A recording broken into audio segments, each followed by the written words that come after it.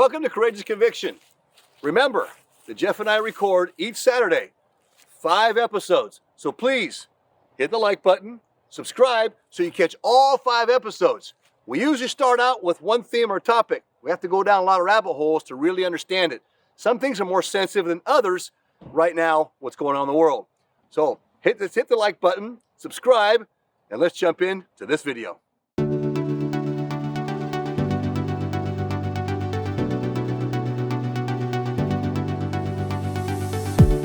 And it was right to do that, you would, if it was, to save the family and the right thing to do, even run. And I'm not advocating run. I'm not advocating cowardice. My martial arts instructor, my Shidoshi, when I first got involved in the arts, when he was a former Green Barret from Vietnam, did 3 tours there. And he was really hardcore when he's training me, in all of our hand-to-hand combat and so forth. And just because he had done that for his life, and he told me, he says, Erick, he said, there's 2 things that happen when the firefight begins. Everybody gets nervous, everybody gets scared, everybody gets butterflies. But what makes the difference between the heroes and cowards is the direction you run once the firefight begins.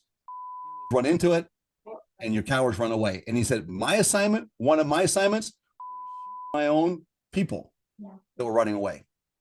I thought, wow, that's kind of bad. We'd like that. He says, you wouldn't believe how many people, when it came down to it, after all their training, just would freak out and run and pull the trigger as they're running. That's why I had to take them down. Is I would just sit on these areas, these trees or these tanks or whatever, and I would sit up there and wait for people to run their opposite direction too. But they became an enemy once they did that. And that's what we got to look out for, even in the church. When people start running the other way, they actually become part of the enemy, whether they intend to or not, right? They're still pulling that trigger by repeating this whole Marxist agenda, by bringing it there, by just having this extreme tolerance, that is, we got to be careful of. Now, standing up against that, I think we do it the same way they did it to us. We got here on this progressive, slow, little by little persuasive tactic by Satan. And our gospel is all about persuasion, not coercion. So we're going to have to learn patience. I'm going to have to learn patience because I am not a patient man. I want to see this done. It's not right. It should be justed. It should be, justly rectified and move on, right? But it's not going to be that way anymore. Our justice system's corrupted.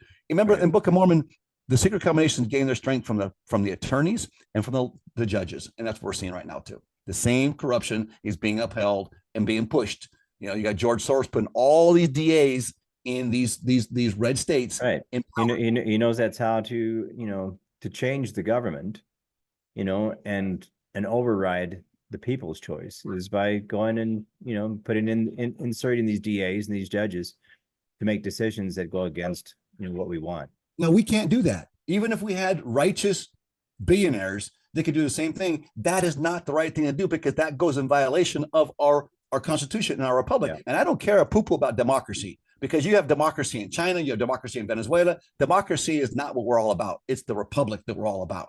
It's funny because we're coming back to the whole Star Wars thing. Last night we were watching. I sat there and thought, wow, we've really come this far. We really are looking like this right now. Star Wars 3. I encourage people to go watch it and look at it and see if there's not any messages in there that we can take from that, right? And it's happening today. The same thing is just we're losing our freedoms with a thunderous applause. Now, one thing I will say this. One thing that, they wipe out the Jedi and they got to go into hiding for a while until they can regroup. That's kind of where we're at right now. I think that's why we're just being told to stand down and why we're just told to love and be peaceful. Because I don't think it's time for us. We don't have the positions of any power to really make anything. You see, if anybody stood up, we're too splintered off. And if we stand up in little groups, we're going to get wiped out, right? Just look at Trump and Elon Musk, for example, right? And more than that. But this to give the 2 biggest ones.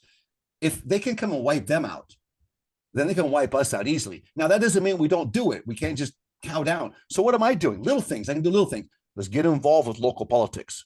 There we can get involved because it's easier to get involved with local politics and let your voice be heard. But like in that Christ-like loving way that's persuasive, kind of showing, takes us educating ourselves and it takes us learning patience. And I've got to further educate myself even more. So I'm thinking about taking some psychology courses as well so I can learn how to talk with people. My wife tells me, honey, your points are perfect. What you stand for is great. It's the way you say it that comes across wrong. And that causes the contention. And that's why people think you're contentious. I'm not trying to be contentious. I'm trying to avoid contention. But look at the tone of your voice.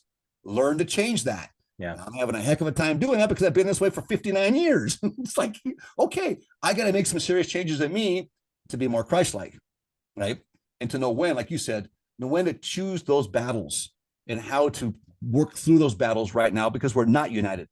Once we get to Zion and we're united, remember the prophecy is, I think it's Isaiah that speaks that we will be pretty much left alone because our God would be with us. And we'll find strength in our numbers of unity, and that will give us that peace again, and then all will be well, right? All will be well in the sense that in our circle where we are in that nation, that Zion nation, it's going to be a challenge for us, though, Jeff. It's not easy to do what you're saying we're to do. It's hard.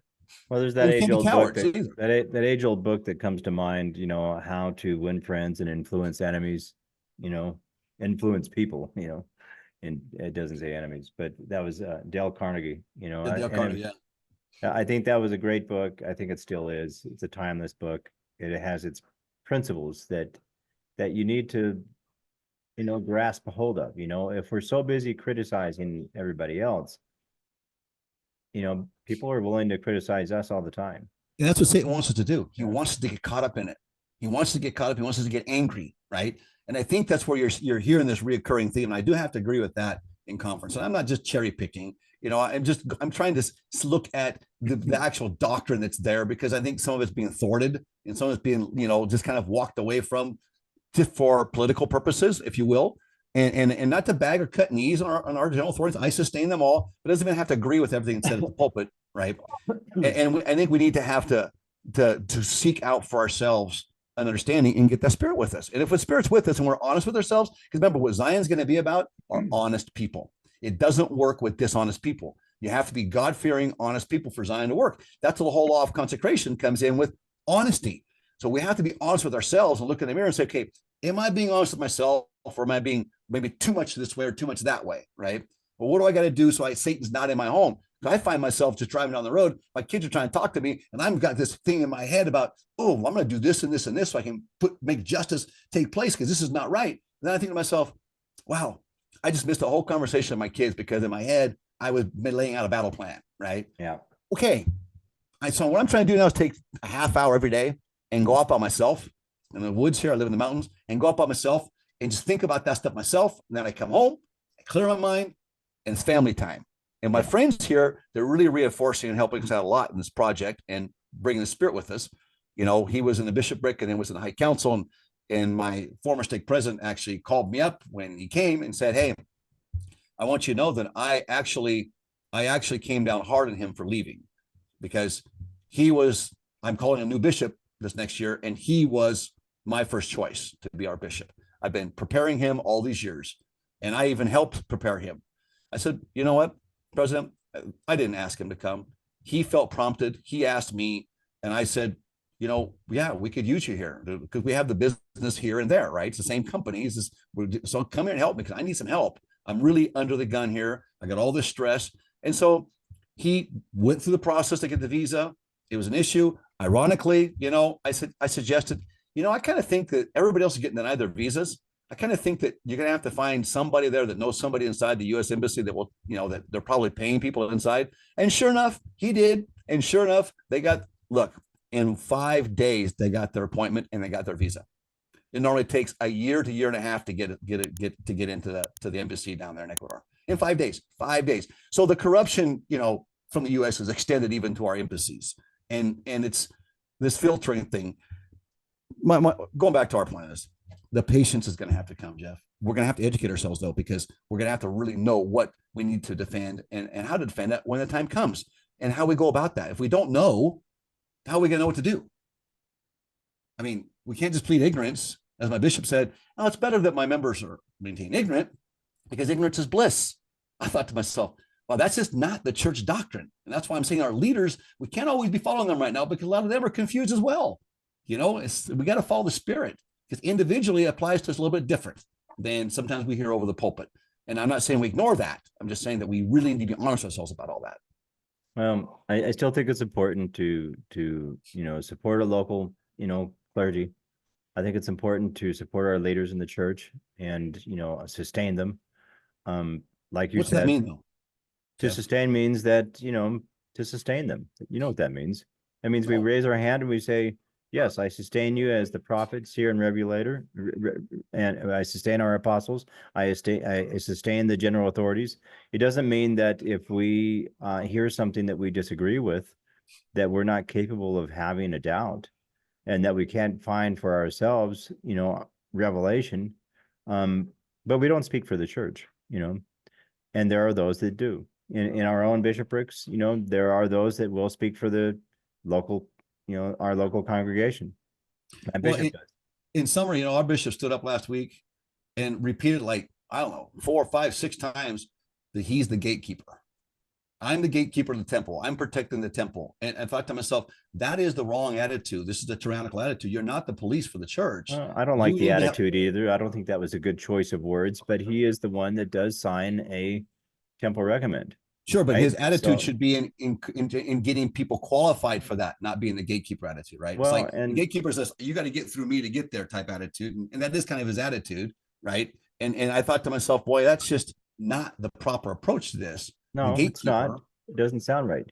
But the point is that, he does still sign a temple recommend. There's 2 signatures on there, and the stake president, as well. But he's given it's not him to decide. The Spirit decides, right? And the questions are to be the questions, not anything. If he's in tune with the Spirit, he's going to ask you those questions, and if you answer those questions accordingly, he still can't come back and say, "Well, I disagree that, he answered those questions right." Maybe. I mean, and that's what he was insinuating. He was insinuating that you guys are not answering the questions exactly how you should be answering the questions, and so that I'm the gatekeeper. He might find himself challenged on that one, and in some issues, and that might not be comfortable for him.